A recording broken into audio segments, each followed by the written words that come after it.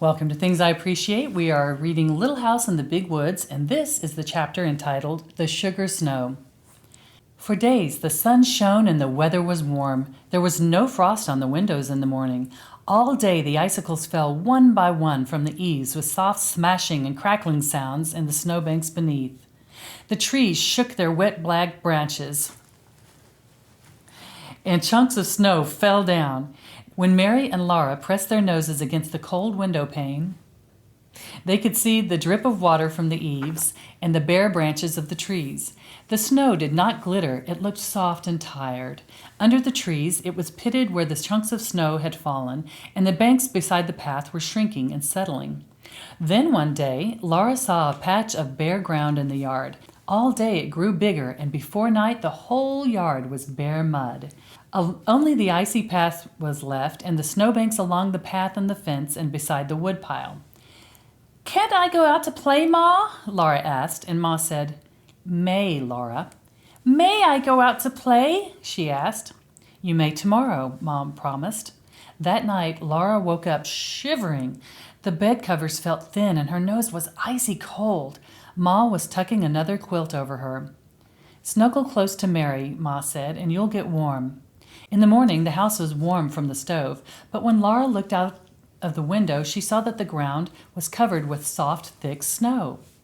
All along the branches of the trees, the snow was piled like feathers, and it lay in mounds on the top of the rail fence and stood up in great white balls on top of the gateposts.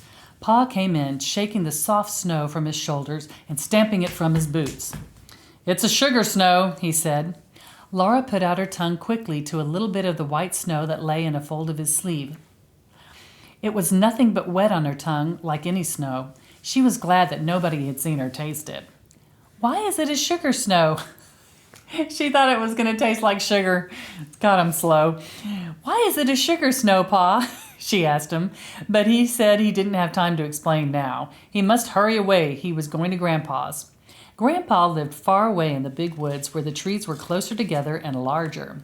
Laura stood at the window and watched Pa, big and swift and strong, walking over the snow. His gun was on his shoulder, his hatchet and powder horn hung at his side, and his tall boots made great tracks in the soft snow.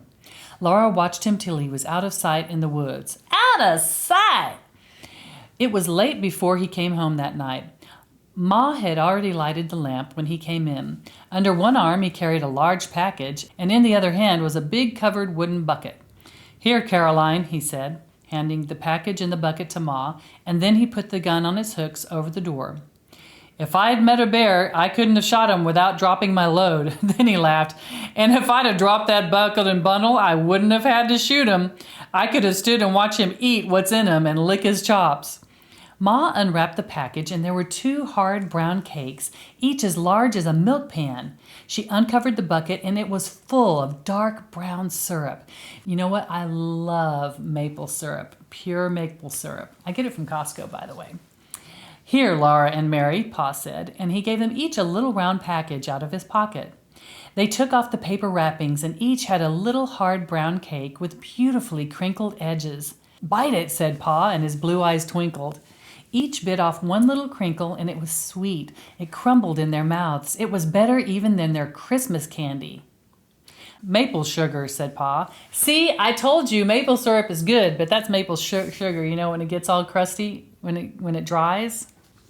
Supper was ready, and Laura and Mary laid the little maple sugar...